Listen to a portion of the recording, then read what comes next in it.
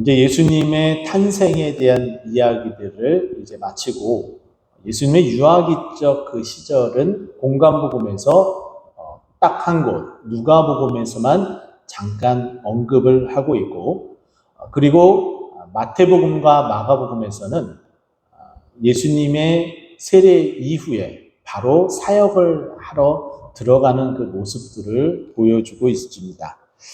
예수님의 첫 번째 제자를 불렀었던 내용도 나오게 되고, 오늘 이 4장 말씀을 보게 되면 예수님이 세례를 받으신 후에 광야로 시험을 받으러 가셨고, 그 시험을 모두 이기신 후에, 줄이시고 시험을 다 이기신 후에 제자들을 부르시고 이제 본격적으로 공생의 사역, 3년 반 정도의 그 사역을 이제 진행하는 모습들을 우리에게 보여주기 시작합니다. 자, 오늘 이제 본문 말씀은 예수님의 사역을 간단하게 요약하는 한 구절이 우리에게 소개가 되어지고 있는데, 그게 마태복음 4장 23절이에요. 여기 보게 되면은 동사가 세 개 아주 중요한 동사가 나오게 되죠.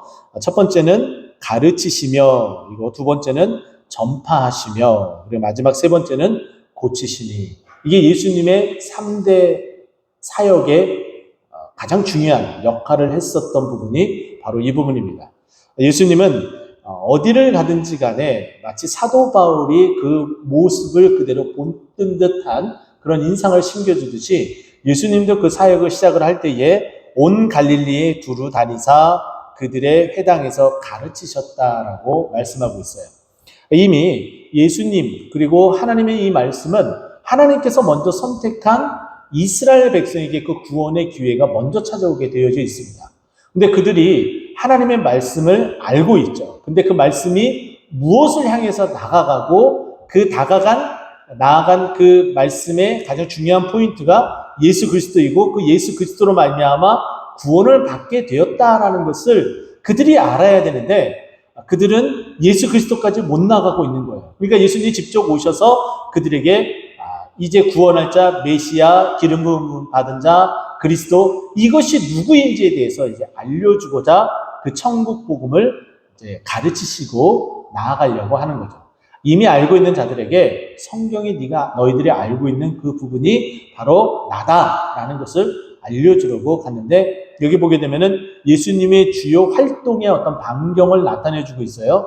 예루살렘은 좀 남부 유대 땅 쪽에서도 그래도 이제 사해 바다에 좀 가까운 쪽이었기 때문에 좀 남부 지방에 좀 속해져 있다고 치면은, 갈릴리 호수 지방은 이스라엘 지도를 놓고 봤을 때 약간 북부 지방에 속해져 있습니다. 근데 그 북부 지방에서도 갈릴리 호수를 끼고서 삥 둘러서 있는 그 마을들이 있는데, 그 마을들마다 회당이 있었고, 그 회당을 두루 다니면서 어떻게 하셨다고요? 가르치셨다는 거예요.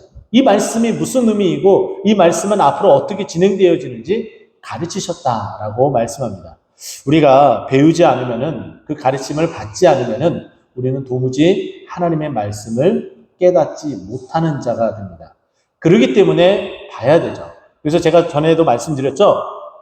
우리가 다른 어떤 누구보다도 목사님이 가르쳐 주시는 거, 전도사님이 가르쳐 주시는 거, 또 셀장이 가르쳐 주시는 거, 그거 배우는 거 매우 좋아요. 틀린 게 아니에요. 하지만은 그런 모임을 통해서 배우는 것도 매우 중요하지만, 여러분들이 직접적으로 계속해서 하나님 앞에 나와 하나님과 교제하며 하나님께 직접 배우는 것도 매우 유용해요. 그런데 우리가 잘 모를 수 있죠. 잘 이해 못할 수도 있죠. 그리고 내가 잘못 생각을 했을 수도 있어요. 그러기 때문에 그 알고 또 깨달은 그 부분들을 어떻게 해야 돼요? 확인을 해야 돼요. 제가 이렇게 말씀을 보면서 이런 깨달음, 이런 마음이 있었는데 이게 정말 맞는 것인가요? 이렇게 물어봐야 되는 거죠. 그래서 그것을 확인하는 작업을 가져야 됩니다.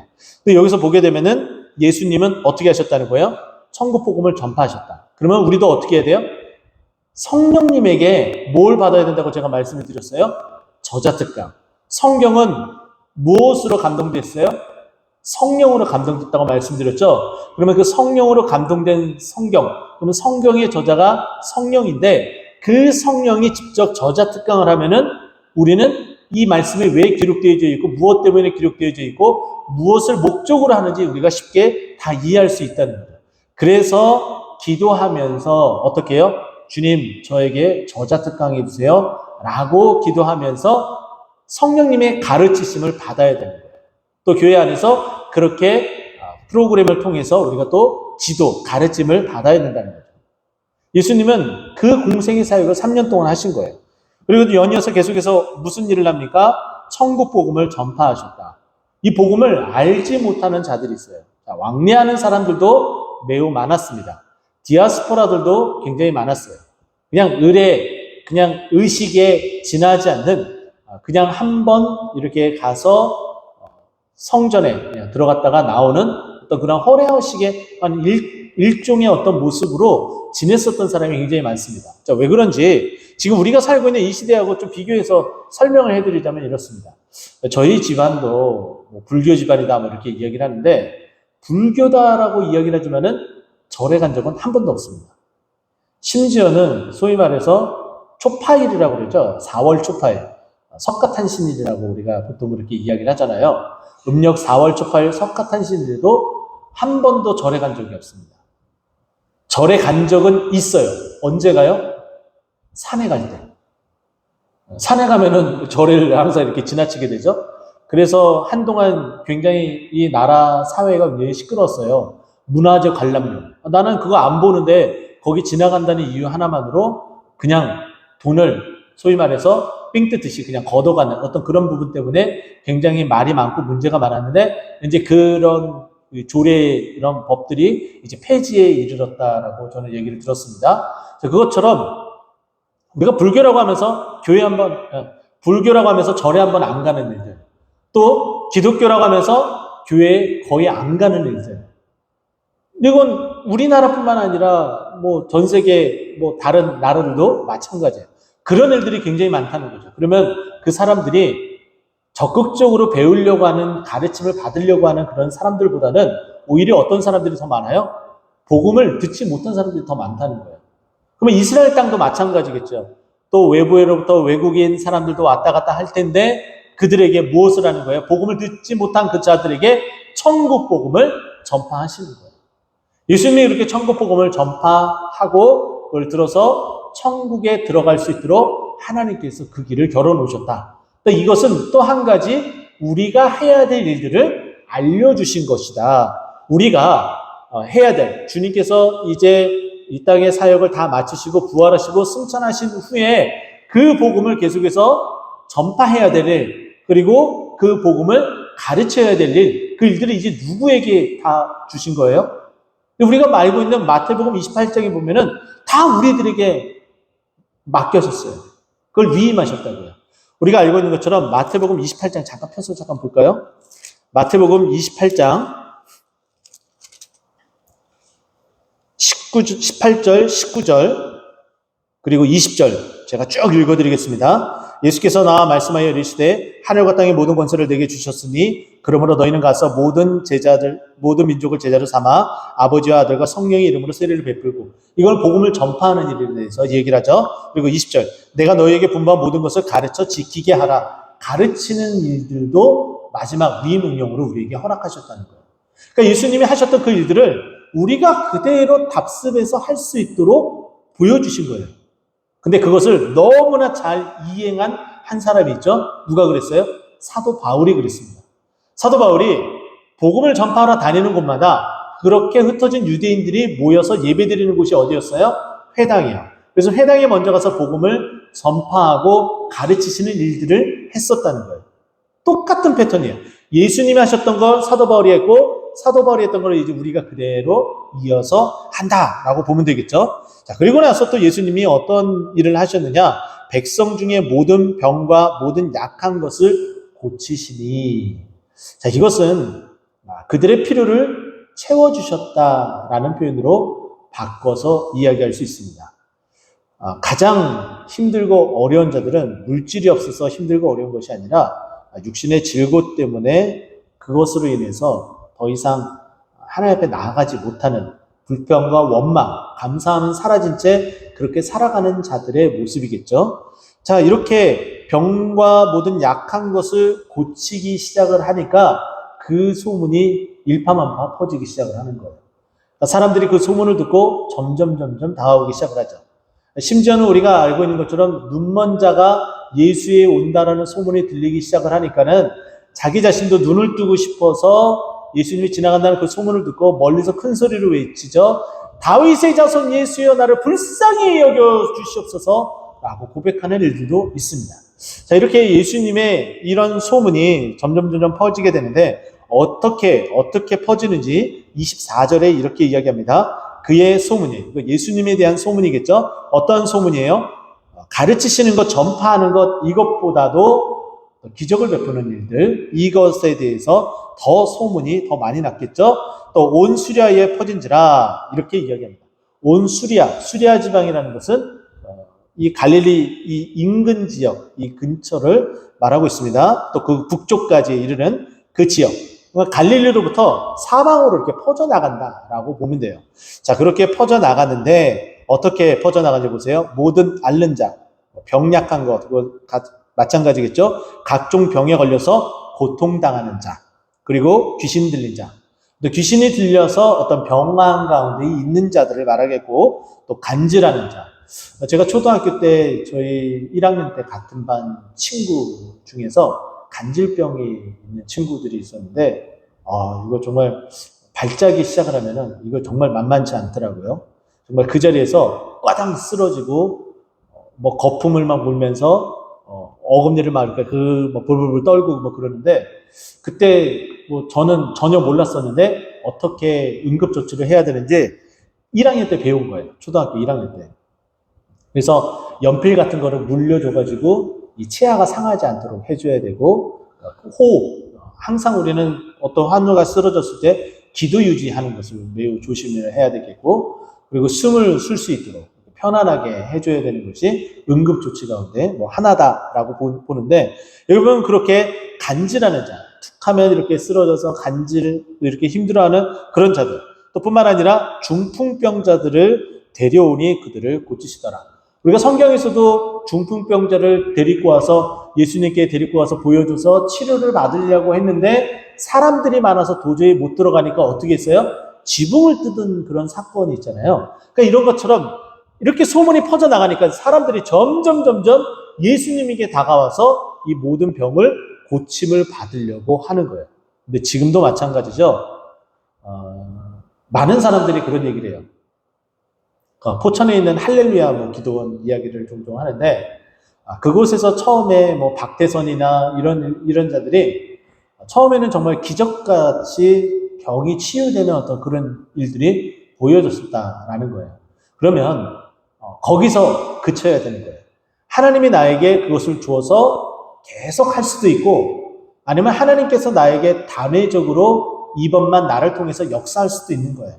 그러니까 내가 드러나서는 안 되고 나에게 그와 같은 힘과 능력을 더해주신 주님이 드러나야 되고 하나님이 드러나야 되는데, 자기 자신이 드러나니까 이제는 그런 역사가 나타나지 않기 시작하니까는 인위적으로 그것을 만들려고 하고 속이려고 하고, 그러다가 지금 이단에까지 이렇게 빠지게 되는 거예요. 그래서 굉장히 조심해야겠죠. 여기서도 마찬가지예요. 근데 사람들은 그거에 혹한다는 거예요. 사람들이 이렇게 따라가서 예수님의 그 치유함을 보고서 그냥 무작정 따라다니는 거예요. 이게 사람들이 가지고 있는 종교성, 그 심성, 이거는 예나 지금이나 크게 변하지 않습니다. 근데 이런 것을 가지고 사람들을 혹해서 하는 그런 집단들은 거의 이단이라고 보면 됩니다. 지금도 하나님께서는 치유의 기적을 일으키고 계십니다. 할렐루야! 우리가 아프고 힘들고 할 때에 우리를 치유해 주시고 회복해 하시는 하나님인 줄 믿으시기 바랍니다. 아직은 건강에 자신 있다 말씀하지 마시고요. 이제 곧 하나님께서 우리 육신이 점점 사용되어지면은, 사도 바울이 예전 개역 한글 성경에서 이렇게 얘기했잖아요. 육신은 후패하나 점점 낡아지나, 이 육신은 점점 낡아지지만은 내 영은 어떻게 돼야 돼요? 날로 새로워져야 된다라고 우리가 고백할 수 있어야 되는 거죠. 그것처럼 이런 병 들린 자가 와서 고침을 받게 되니까 이제 점점 그 수가 많아지고 치유받은 사람들도 더 많아져요. 우리가 치유받았다라는 것은 하나님 앞에 그 기적이 나타나서 그 기적을 또 선포하고 또 알려야 되는 그런 책임이 막중하다는 거예요. 우리가 그런 은혜를 입었다면은 더 하나님을 알리고 찬송하고 선포하는 데 힘쓰고 애쓰는 우리 모두가 되었으면 좋겠습니다. 마지막 25절 보면은 갈릴리와 데가볼리와 예루살렘과 유대와 요단강 건너편에서 수많은 무리가 따르니라. 자, 이제 예수님의 이제 본격적인 사역을 알려주는 이제 한 구절로 이제 들어왔습니다. 여기 보게 되면은 우리가 23절과 24절 보게 되면은 지금 예수님이 어디서 시작을 했어요? 사역을 갈릴리에서 시작을 했고 그 사역이 온 시리아에 퍼졌습니다. 그 인근 지역에서 이제 퍼져나가기 시작을 한 거예요. 그런데 이제 그 인근에서만 노는 것이 아니라 이제 예수님의 그 소문이 사방으로 퍼진 거예요.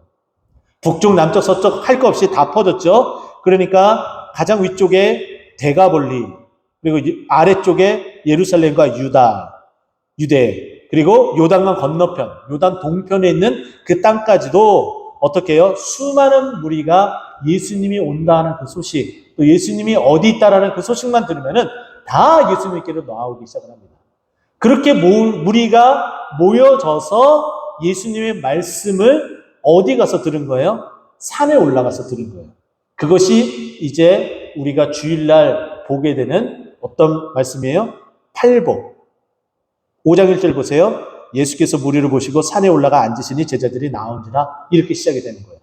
근데 우리가 이 사복음서 또 공관복음을 보면서 좀 기억해야 될 것이 하나 있습니다.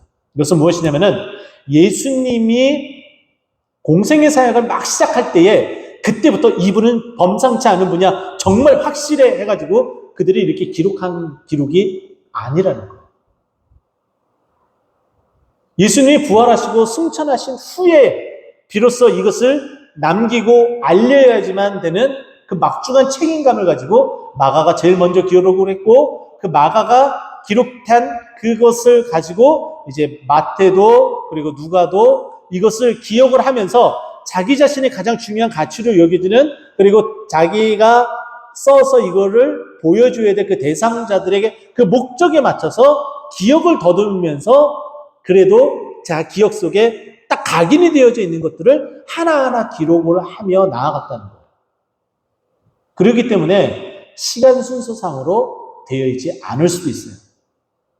각각의 그 구성상에 맞춰서 이 말씀이 이루어지는 거죠. 그렇기 때문에 사실은 4장 25절과 5장 1절 제가 그 연결고리를 지어준 것이 바로 그런 것 때문이에요. 다시 한번 말씀드립니다. 갈릴리에서 시작을 했습니다. 온 시리아에 퍼졌습니다.